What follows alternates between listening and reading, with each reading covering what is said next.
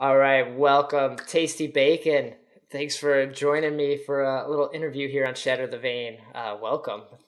Thank you. It's a pleasure to be on here, and I've gotten to listen to a few of the podcasts before, so it's pretty awesome to be actually participating in one of them now instead of just listening. Yeah, and I've been listening to you as well because you've been shoutcasting all these matches I've been watching. But for anyone who doesn't, I guess, know who you are or hasn't heard your voice, you want to give a little introduction of who you are and what you do? Well, it's pretty simple. I'm Greg. My name is Greg. I go by Tasty Bacon online or Tasty Bacon LLC, one of the two. But Okay. in Vainglory, it is Tasty Bacon, and I am a shoutcaster for Vainglory now. I do other games as well, but my primary focus is now on Vainglory, including doing most recently the VGL qualifiers and the live finals for both North America and Europe. Right. Okay. So what games were you doing before Vainglory? Just like I guess what was the path that now leads you to this like Um, growing world that is Vainglory? it actually originally goes way back, about 5 years or so, to a game that not many people have heard of, called Rise of Immortals. And I'm almost Okay. ashamed No. I'm almost ashamed saying that one because it was not a very good game. But I got in good with the developers really early on, so that kind of kept me sticking around. But Okay. I was started shoutcasting tournaments for them and was actually hosting the tournaments for them. And it was later rebranded to Battle for Graxia, so that's just another name if anybody knows. But Okay. that was shut down. I want to say 3 or 4 years ago now. I took a long break from doing any sort of casting, and then kind of got back into it with League of Legends was my primary. Okay. We're just doing like smaller tournaments, or are you doing like challenger scene games, or Mostly just daily tournaments was actually where I really got okay. started. There's numerous different daily tournament companies, and I was just doing casting for one of them, and then just sort of picking up stuff wherever I could. Just literally going onto Reddit, searching for tournament, and Okay. messaging people that were hosting tournaments, being like, "Hey, do you want someone to shoutcast for you?" Like that was what I was doing, and then eventually one day Do I you? found Vainglory on it was the World Invitational actually, and so I saw Right. The first Vainglory one and in Vainglory Korea. League from that, and that's how I got involved in Vainglory. Okay. Do you get into the games first? Like you see, oh, for this new game, there's a tournament. Like, okay, I need to play the game. Like, what if Yeah, I don't like it? yeah, Right? absolutely. You Like gotta. I as a caster, like I feel you need to play a game to be able to cast it properly. And so if I don't enjoy a game, I'm not going to play it. Therefore, I'm not going to be able to cast it properly. So I was playing Vainglory for a few weeks before I decided I really wanted to try casting it. So Okay. Do you still play now that you're casting just to keep up on the abilities and yeah, all the what's happening? So yeah, absolutely. I haven't been able to play as much recently, like the past month or so. Just been really busy and things, but I do still try and get a game in or a game or two in every now and then. nice. Okay. So you found about the World Invitational and the Vainglory League, and then you started. You just they were looking for shoutcasters, right? Because it's Hmm. really started as Blueberries and Donjon, and then Exceptions and Wolf Hands were helping out, and then they started to get, I guess, the real shoutcasters involved, like not just people that were new to it and loved the game, but people that actually like had the voice and could talk through Hmm. some of this stuff. Yeah, Uh, we actually did the first fall qualifier. It was just me and Don John and Blueberries, so it was pretty much me and okay. Blueberries casting every single game. And then with the second qualifier and then the introduction of the live finals, they decided, hey, we want to get some more like actual, some more talent in here to do this, because Don John and Blueberries, they also both wanted to take a step back and just focus on running the events instead of running Right. them, casting them, streaming them, doing absolutely everything. So that was actually for the previous for the I always get thrown off. It's the winter The season. No, the fall season. So fall I always season, get thrown autumn off because season, the yeah. fall season was in December. The finals were in December, and then Right. the winter season, the finals are in March. So I just keep getting thrown off. But the fall season, we brought in Forecourt Jester, Action Jackson, Vedius, and Humanist. And Okay. so that was the team that was brought on for that. That's I believe we're actually all four of us are going to be or five of us, sorry, are going to be involved in some way going forward for the winter season at the very least. Okay. Did you know these guys beforehand? Like, is the shoutcasting community like small and pretty niche, Um, or? I didn't know them at all beforehand. Mostly because Forecourt Jester was from Heroes of the Storm, and so I have nothing to do with Heroes of the Storm. I don't cast it, I don't play it. And then Action Jackson and Vedius were both from the UK, so Okay. I didn't know any of those guys beforehand. But the shoutcasting community is definitely a community of people. Like, now that I know them, they're going to be people that I go to for different events all the time. Okay. But yeah, it's definitely it's interesting to see the way that it's growing and shaping. Uh-huh. So as you started shoutcasting the VGL stuff, did you come to know these players like pretty well, and did you like you trying to, I guess, keep a bias on people, but did you find yourself rooting for some people off air at all, or like Um, just? to be honest, during the qualifiers, I didn't really.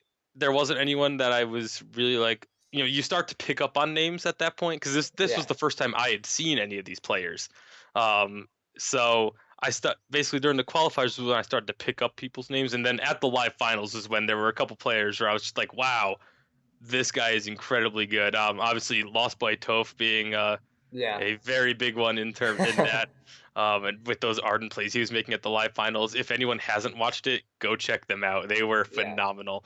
Um, Yeah. and And then you there's a got. couple other guys that you kind of you start making connections with teams too. And Mhm. again, obviously on air you're unbiased, but there's I do have some friends within some organizations now, but not gonna say any of that. Okay.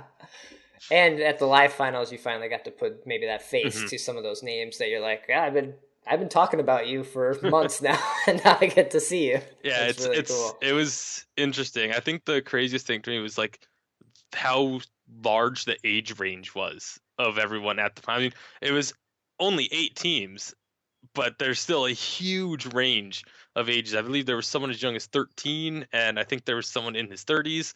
So it's Right. Well, crazy just how large of a gap or a difference there can be with just a but yeah, select group. yeah. Just on Gangstars Vega, you have old school who's very young, Mhm. and then Fuji who's definitely older, around my age. So yeah, it's definitely that's a gamut right there. So it's pretty funny. But how were the live finals? This was the first time Vainglory had hosted these live finals and put them on. And I've talked to a few people on here just about the event and how it went. But as far as like a production and going there, even for NA and then EU, because you were at both of them, Mhm. like how was that experience? It was absolutely phenomenal. I mean, I can't give enough praise to Super Evil Megacorp and of course the venue that it was at, the esports arena. Everyone involved on the production end just absolutely put in so much work.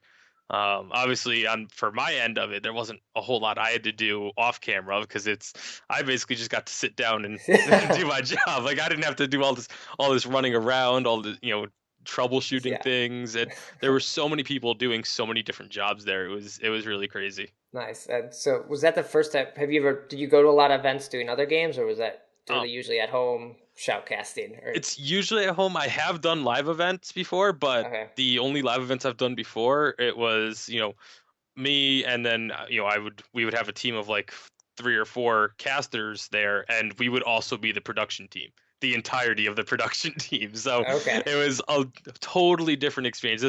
I'm considering this, that was like my first professional event. okay. And Nice. so that was really awesome for me too, just being able to experience it, of not that feeling of not having to running around doing all the setup and just having to worry about shoutcasting. It took a huge load off of our shoulders as well. So Right, when you could be like, my mic isn't working. I need someone to yeah. fix it. I don't know. That's great. And then you guys switched out the shoutcasters like between games just because you get tired, right? Like you have to keep talking for this like 30-minute match. I'm sure it can get exhausting, right? You just need like that break to kind of switch it up, go to the bathroom, get some water, right? Yeah, exactly. It was partially that, partially just so that everyone got experience, got to do different things there, and so it's not just, oh, hey, get flown out there and do the job and then just kind of sit around watching people all day. So Yeah. that's part of it, but a big part of it is just to, be able to give your voice a rest. Because like when you're doing an online tournament, like for the qualifiers, and you're at home, you've got everything you need around you. You can be like, lounging back and doing all this stuff, but at the live finals, there's people there watching, so you have to be you're putting so much more energy and effort into it because you're at that next level. So Uh-huh. I do, anyone who watched the North American finals, the third day probably could notice, I think all four of us, our voices were definitely on the decline by the third day. Okay. And so then it was a weekend later, Hmm. flew out for the EU finals. Was that like a totally different experience, or did it feel like about just like, oh, this is continuing what I was doing, or was like it just a totally different vibe there? It was similar. There were obviously differences just in the way things were laid out. We didn't have a separate caster desk and analyst desk like we did in North America. Right. And then we also just had a smaller team of on-camera people. And so, Okay. like, we didn't have Playoff Beard, who was in North America. He couldn't make it to the European ones. We didn't have Hafu, um, and we had one less caster, like, regular caster as well. So we actually brought Zakent onto the desk, and You're right. uh, and we were all four. There was five of us total there, and we were just swapping positions instead of being able to just take a break after a game. You were on the analyst desk right after, so it was Okay. that part of it was different, but that was just by necessity. In terms of the actual production itself, that was very similar. I mean, it was again very professional, and different people doing what they had to be doing, and we didn't really have to worry about too much. Right. Sure. That's awesome. Yeah, they were a fun event to watch and fun games to watch. If everyone hasn't seen them, like go back and watch a couple of them. Maybe those finals or like some of those with Lost Boy Tough's uh, art and plays were amazing. Like those are great. And then today we just saw the brackets go up for uh, the VGL Winter qualifiers. The first Hmm. qualifiers. I forget Yep. the actual words we're using for all these I think it is actually just first qualifier. first qualifiers. Yeah. Um, but So you are you going to be involved with these shoutcasting these games as well? yep, I'm going to be involved in both qualifiers and actually the live finals again, which I believe are estimated to be sometime in March. I don't think there's actually a confirmed date yet, Right. but I will be involved. I'm not sure if I'm doing just North America, just Europe, or both again, Okay. in terms of the qualifiers. So we'll be waiting word on that. We're probably not going to know that one until like we get to the day it starts and just be like, Yeah. hey, who's around at this time? Okay, but Yeah. um, but I will definitely be involved with casting for both qualifiers and the live finals. Nice. Is it easier doing the NA ones just because the time change, like, or Not did not? particularly. Okay. I mean, for me, at least in my time zone, the European ones started at like I think it was 10 a.m. So it's not Oh, too so bad. okay. That's Yeah. a, yeah, not bad Yeah, at it was all. actually the guys in Germany, Don John Blueberries, that took the hardest hit because the North American ones were ending for them at like 3, 4 in the morning. So they were the ones that had the hardest hit out of everybody. Yeah, at the end of that, you're just like, just turn it off. I'm just going to sleep. That's exciting. And then, have you been watching the VIPL matches at all, or Um, keeping up on them? I I am actually a little bit behind, so I Okay. don't want to talk about them too much. I was able to watch all through the group stages, Okay. but I haven't watched anything beyond the group stages and the wild card matches. Okay. Not How yet. So that's I plan on catching up on that this weekend. Okay. Like being a shoutcaster, like, how do you like watching other people? Like Monte Cristo's a fantastic shoutcaster. I think Hmm. everyone knows Monte Cristo. If you like him or don't like him, you know who he is. And Yep. is it someone like you look at and like just see how they're talking about the game, or you try to bring your own style to it? I definitely try and bring my own style to it. I think every shoutcaster out there, you take up and pull a little bit from your favorite casters. Like you'll have your list of people that you really like watching as a caster, and so you pull a couple things from them, but it really is all about forming your own style and Okay. just combining those different things in a certain way to get your own sort of breed or brand of shoutcasting. But I definitely, especially when I first started casting Vainglory, I was watching a lot of the VIPL games just to kind of get a sense of the pace and the flow that they were using, Okay. because there is definitely it's a totally different animal casting something like Vainglory as opposed to like League of Legends or Dota, the more the PC longer games and things like that. It changes a lot in terms of what you're doing for casting. Yeah, like League and Dota, like you can add some more of that, maybe color casting, because like, oh, Hmm. nothing's happening for a minute or something. But Yeah. Vainglory, there's just a lot of action. There's not a lot of time for jokes and Yeah, and overused puns and things like that. that was actually one of the things we were talking about. Those of us that were casting for the live finals is before each live final, we were there a day before everything started, and we did like interviews with every single team so that we could get extra information on them. Their just get to know the players and the teams a bit better, and then that's obviously information you can then bring into a cast. And we were just sitting there like, man, these teams are so aggressive that we can't even use half this. We had notes. We had our like notes taken on every single team. We're just like we can't even use half of this because there's just not a chance to slip it in. Right. It was some last 12 minutes. It's like, oh, Yeah. what? Okay. That's cool. For anyone that like wants to get in shoutcasting or thought about doing it, any advice for them? Like, what? The biggest advice I can give someone, and it's gonna sound super cliche, but if you want to get into shoutcasting or anything like that, just start doing it. Okay. That is just the best way to do it. Even if you're not doing it for anybody, just go on to whatever your game of choice is. Find figure out a way to whatever the method is of spectating. Just spectate someone random, or if it's a game where you have to join a private game like Vainglory, Yeah. just go on to actually the way I started with it was I went onto Twitch. I found a streamer that had viewer games in the title of their stream, and I just messaged them saying, "Hey, can I join in on this game, but just as a spectator? I don't want to play. I just want to spectate." And they were like, "Yeah, sure, go ahead." And Yeah. so they brought me into the game, and I just sat there and shoutcasted it to myself, and Okay. that's how you get started. You start off just doing it for yourself, and then you just look for tournaments that are going on, either online or if they happen to be near you. Once you're comfortable, you just start messaging people and say, "Hey, you're running this event. Are you looking for a caster?" Oh, And okay. there's not like there's not some secret way to get into casting or anything. It's literally just doing it is the only way to get started on it. All right. Do you think some of the streamers have like a maybe a leg up, or like because they are probably just talking that whole time? Does that help? Just knowing like, hey, just keep going. Like it doesn't. it it can help. Obviously, they're going to be more comfortable with just talking in front of people or knowing that there's an audience. That is one of the hurdles that you have to overcome. But there's so much more to it than just being able to talk. Like it's obviously you have to have the game knowledge to Yeah. not say things that are just blatantly wrong, or you will get lit up in like Twitch chats and stuff. Yeah. But so you have to have the game knowledge. There's also the knowledge of like the pacing and the flow and things like this. So there is more to it than just talking, and so it definitely does help to be used to it and having the ability to talk for a long time.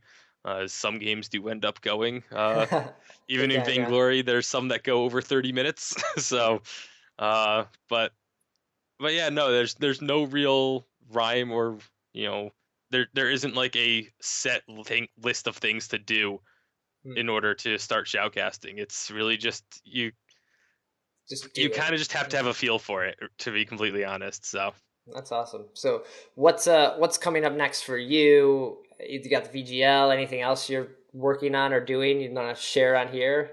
I'm actually going to be doing a helping to organize and also participate in casting for a collegiate league that is starting up, called, I believe it's AVGL, which is American Video Game League Collegiate. Oh, okay. And it's they're going to be doing a whole list of games. So they're going to be doing League of Legends, Dota, CS:GO, Call of Duty, and Vainglory is actually one of the games that they're going to be doing. Oh, And there nice. is prizes involved. Some of the games have cash prizes. Some of them just have in-game prizes. I know.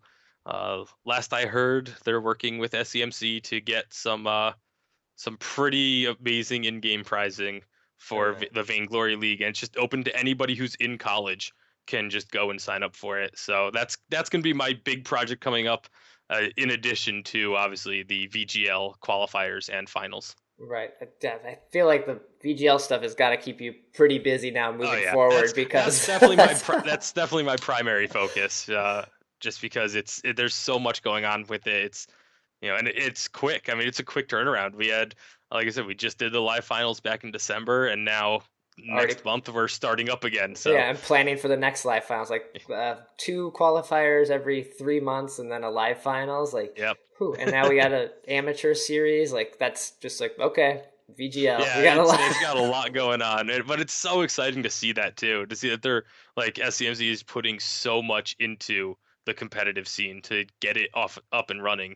Right. So Yeah, it's fun. Definitely be watching and talking about it here on the podcast. Well, where can people follow you or find out more about you on Twitter or anywhere um else? yeah, the main way would be Twitter. It's at TastyBacon LLC. Oh, And you can follow me there. There's links to a couple other things that I'm involved in there. Like I have a company for shoutcasting called Caster's Caravan.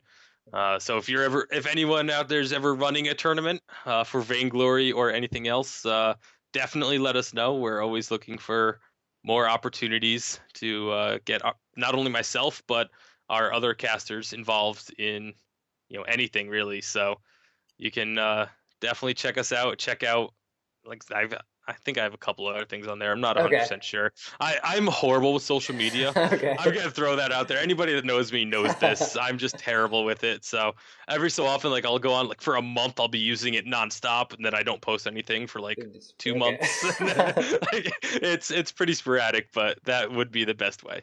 All right, awesome. Well, I'm looking forward to hearing your voice, shoutcasting some of these games moving forward. Definitely enjoy it and keep it up, man. Excellent. Thank you very much. Yeah, thanks for joining me. Shatter the Vain.